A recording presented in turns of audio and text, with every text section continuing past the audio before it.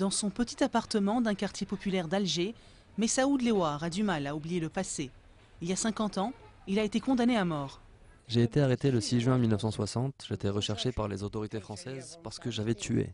Nous sommes en pleine guerre d'Algérie.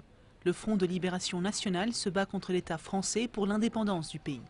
Une lutte d'influence l'oppose aussi au mouvement national algérien pour le contrôle de la révolution. Messaoud se trouve alors à Paris, où il a été contraint de s'exiler dans les années 40 pour son implication dans des activités révolutionnaires. Il y rejoint les rangs du FLN et tue de nombreux partisans du camp adverse.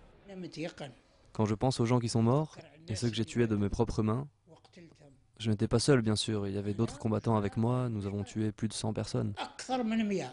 Messaoud est arrêté et condamné à mort, mais 4 mois avant son exécution, le général de Gaulle entame les négociations d'Évian.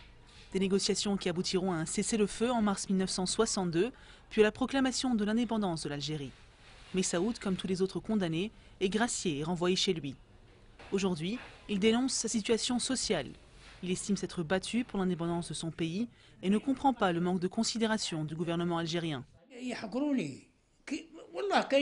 Mes enfants se moquent de moi, ils ne me croient pas. Ils me disent « Papa, si tu étais un héros de la patrie, ils ne te laisseraient pas comme ça dans la misère. » Comme Messaoud, la plupart des anciens condamnés vivent aujourd'hui dans la précarité. L'Association nationale des anciens condamnés à mort milite pour la reconnaissance de leurs droits. D'après elle, les tribunaux français ont condamné à mort 2300 Algériens, dont 217 ont été exécutés. Mostefa Boudina, le président de l'association, estime que la France a encore des comptes à rendre, 50 ans après la fin d'une guerre où l'attitude d'un camp comme de l'autre est mise en cause. Il faut qu'elle assume ses responsabilités historiques. C'est une histoire douloureuse, il faut qu'elle assume. C'est une histoire qui a comporté des crimes, il faut qu'elle assume. Depuis 2004, l'association recueille les témoignages d'anciens condamnés, dont certains ont été maltraités dans les couloirs de la mort.